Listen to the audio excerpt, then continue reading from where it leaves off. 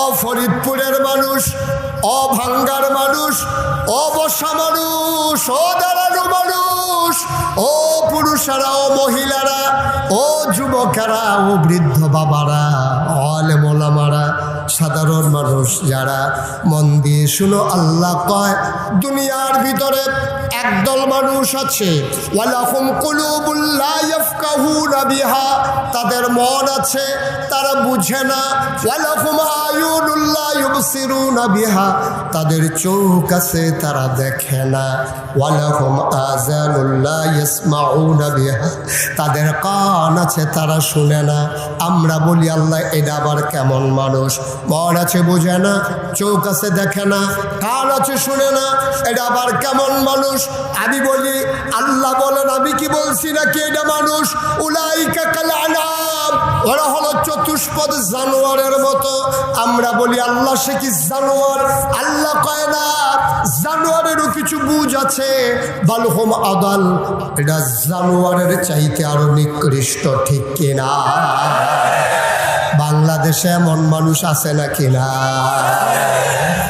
মন থাকার পরে বুঝে না, চোখ থাকার পরে দেখে না, কান থাকার পরে শুনে না, এইরকম মানুষ বাংলাদেশে আছে নাকি নাই?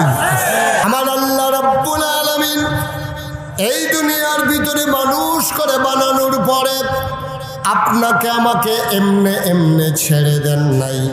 কোন পথে গেলে জান্নাত, কোন পথে গেলে জাহান্নাম, কোন পথে গেলে লাভ আর কোন পথে গেলে লোকসান, কোন পথে ভালো, কোন পথে মন্দ, কোন পথে কল্যাণ, কোন পথে অকল্যাণ, কোন পথে শিরক বিদআত, কোন পথে তাওহীদ রিসালাত, কোন পথে কুফর আর কোন পথে ইসলাম জানানোর জন্যে যুগে যুগে মানুষদের মাঝ থেকে যাচাই করে, বাছাই করে, করুণা করে, দয়া করে, মায়া করে একদল উত্তম চরিত্রের মানুষ, যাদের জীবনে গুনাহ নাই, গুনাহ হওয়ার সম্ভাবনাও নাই, এমন একদল মানুষকে আমার আল্লাহ আমাদের জন্য নবী এবং রাসূল করে পাঠাইছেন।